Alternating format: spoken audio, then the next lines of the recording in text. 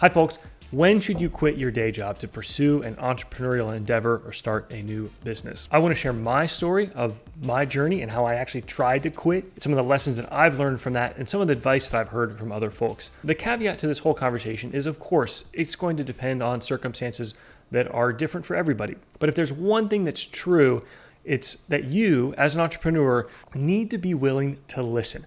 I don't have all the answers. Everything I say is not right. But your job as an entrepreneur is going to be finding people around you that you look up to, that have been down similar paths, hearing their story, getting their advice, and then choosing what parts of that you want to take away, being absolutely brutally honest with yourself. So the number one piece of advice is don't quit. Keep doing everything you can to do to grow your business, nights, weekends, hustling, leveraging everything you can to keep the stability and certainty of that day job. Now, if you're watching this video, that may not be the answer you want to hear. I thought I had done that. I thought I had grown our business at the time, which was making reactive rifle targets for the military and law enforcement. It's a passionate idea, one that I'd come up with as growing up as a competitive shooter. I thought this is awesome. Everyone's going to love this. After we'd gone through all the R&D, we had started getting things machined. This is why I bought the tag for my New York City apartment for folks that have been following our channel since 2008. The bottleneck that seemed to stop us dead in our tracks was assembly and fulfillment. So I had talked to my business partner and I talked to my wife and I thought, you know what? I've got to quit because we're getting all these components in. They've got to get assembled. We've got to make wire harnesses and circuit boards. Long story short, I actually went to my boss and I said, I need to quit. And we had a really good conversation. And I'm actually quite grateful for that conversation because I kind of spilled the beans, which you could expect to not go well with somebody when you're kind of pursuing a side endeavor while you're at a day job. Now, I'd been there for quite a few years and worked my butt off and had, I think, a pretty good reputation. Nevertheless, you're sort of saying, hey, I'm moving on. And his answer was like, what are you doing? No, keep doing this, but do a better job of doing it on the side. And you know what? I didn't expect that, and it was totally right. The outcome of that was we found out that one of our major vendors was willing to handle all the assembly for us. Now, yes, we absolutely sacrificed a pretty good part of our margin doing that. But what was better for us at the time was having somebody who frankly had an industrial facility with people on staff who could handle this kind of stuff. And it cost us a few bucks. But that didn't have to be the case forever. And in fact, they were much better suited to do this long term, and they brought a lot of value to the table that I never envisioned about assembly techniques and fastening techniques and packaging techniques and so forth. So that's the first answer. Don't quit your job unless you have to. The second piece of advice ties into your personal financial situation. Growth eats cash for breakfast. If there's one tool that you can have at your disposal when you're starting a new company, it's either cash or access to capital. There's two things that matter here. Number one is how much money you make, and number two is how much money you have. Income statement and balance sheet for the business terms, or just your salary and what you're in your checking account or savings account. This advice will vary for everybody, but what I wasn't willing to do, I wasn't willing to give up both. I wasn't willing to just pour all that savings into buying equipment, which we needed to do, and also know that I was going to take a paycheck and have that paycheck that I was earning steadily to support my family go to zero. So ways that you can combat that: save more money so that the savings that you need to spend to buy the equipment and get your business off the ground will leave you with some amount of a cushion, or get your business working enough as a side hustle to where you've got some amount of steady income that works. It lets you cover your obligations. Those obligations can change for everybody. They're the obvious things, whether you have a car payment, a house payment, a family to support, etc. Your family situation does matter. All else equal, it's going to be easier to support a business if you don't have a lot going on in terms of having a large family or people to support or lots of car payments, that type of thing. Doesn't mean you can't do it if you have them, just something to think about. The third piece of advice is the single most important. Do not quit your job to pursue a new endeavor simply because you don't like your job. It's probably the number one thing I hear from people. I hate my job. I'm tired of my job. I'm sick of working for this thing.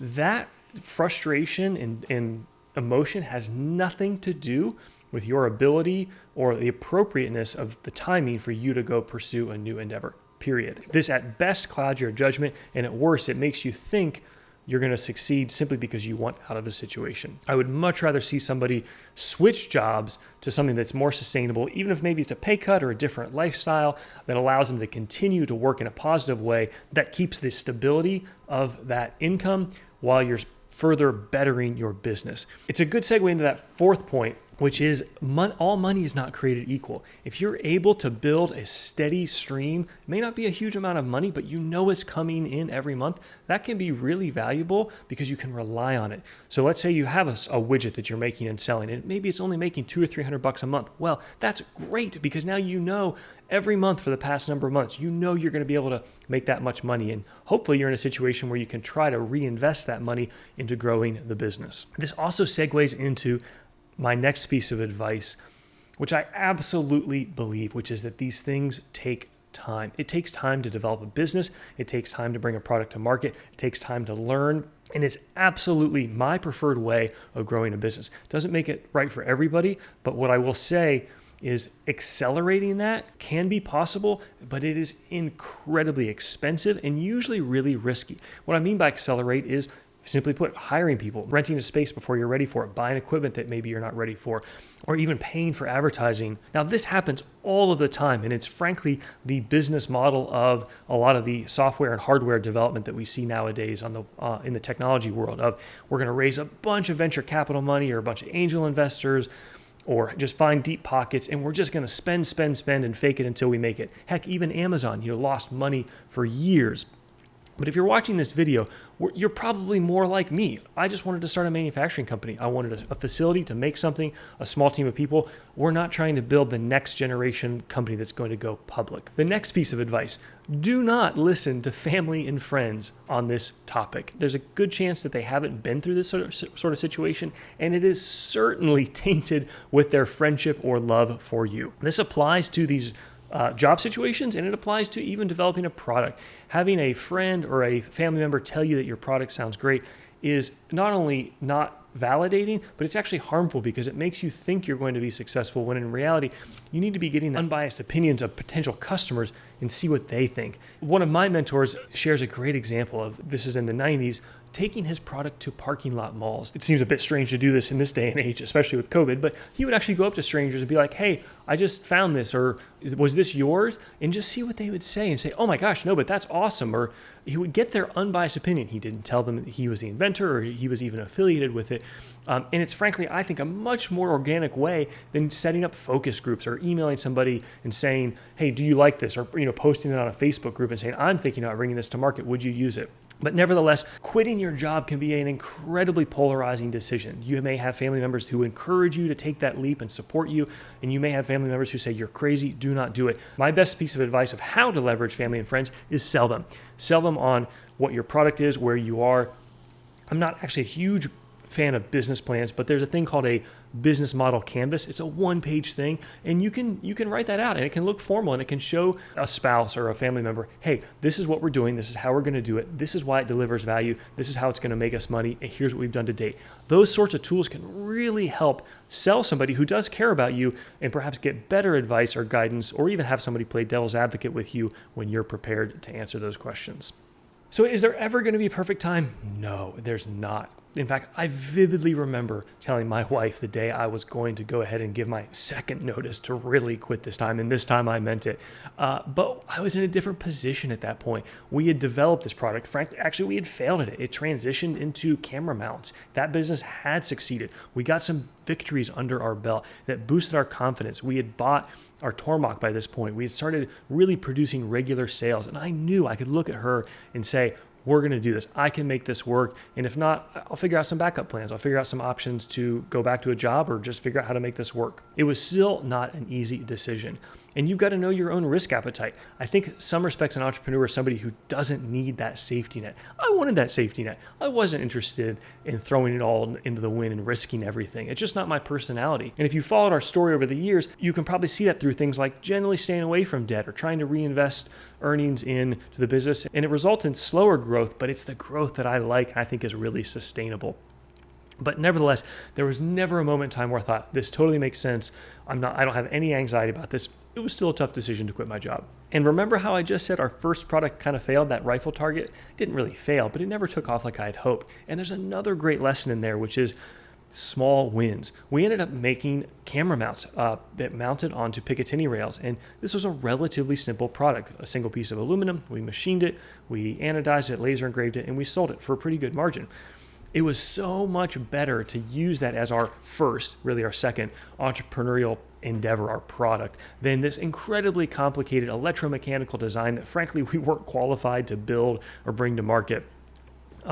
So if you're thinking about coming to market, focus on those small victories. Get something that works and builds a little bit of cash flow before you take on those riskier long-term projects. Finally, let's wrap up with 4 pieces of homework I'd like you to consider doing if you're in this situation. Number 1, find somebody who isn't biased, who isn't a family member or friend, and sell them on why you're doing this. If you don't know somebody, pretend to have that conversation. Pretend to have that conversation with me. We're not going to get to speak to each other, but try to anticipate, how is that person going to challenge you or call you out on maybe areas where you could improve before you really make that next move. Number 2, read The E-Myth Revisited. It's a relatively short book. It's not up for debate. You must read it, period. Number 3, if you're in the manufacturing space, make parts. Do everything you can to make all the parts that you absolutely can. By the time I quit my job, I was pretty comfortable making parts. They no longer scared me. I was intimidated, but I knew we could get through them. And get good at what you're doing at the trade level so that trade level is good to go before you start taking on more managerial and entrepreneurial roles. And finally, a very practical note, get your affairs in order. Like it or not, at least in the United States, the world is much kinder to folks that have steady incomes with regular paychecks, especially as it relates to things like a house mortgage or just dealing with a lot of adult things that aren't always the most fun in life. So if you want to refi or buy a house, obviously you need to be careful to make sure it's something you can afford, especially if you're about to take a big risk. But nevertheless, way easier to do that stuff when you have a W-2 or a steady paycheck. Similarly, you need to find a good accountant, because if you are starting a business, there can be some incredible, relatively common tax advantages, things like Section 179 and bonus depreciation, where if you buy a machine, you can deduct that machine usually in the first year against that day job check that you're earning, which can have a huge cash advantage that can really help you grow your business. And finally, I love what I do. I hope that comes through in the videos that we've done over the years. I still absolutely love and am blown away by the fact that we can use a CNC machine to precision cut metal. It's just really cool to me. I loved it 15 years ago when I discovered it, and I honestly love it today. But I want to reiterate something that I'm guessing you've heard of before, which is that working for yourself isn't all that it's cracked up to be. Now, again, I wouldn't trade the last 10 years for anything. It's been awesome, but it's been tough. There's been some hard points. I, in theory, have unlimited vacation, but I took a lot more days off when I was an employee than I have over the last 6 years when I've been full-time building Saunders Machine Works. I'm not looking for any sympathy. I love what I do. I do like the flexibility. I don't have a lifestyle business, and I've generally found that the Tim Ferriss kind of 4-hour workweek lifestyle businesses are a little bit more theoretical and in the books than they are in reality and in practice. If you have other questions, throw them in the comments below. We'd love to read through them and help answer them. The sole goal of this is to help you be better prepared to succeed. That's it. That's all that matters. At the end of the day, growing a business, succeeding in a business, and finding happiness and a sense of identity through that is one of the greatest things in life. I'm grateful that we've gotten to where we are. We've got a lot of road ahead of us. Stick around, folks. We've got another video coming where I sit down and talk with other entrepreneurs to get their story and their advice on this topic of when to quit your day job. But I absolutely wish everybody the best in making the right decisions and making those decisions with the right resources and facts at hand. And I hope this video helped. Take care. See you soon.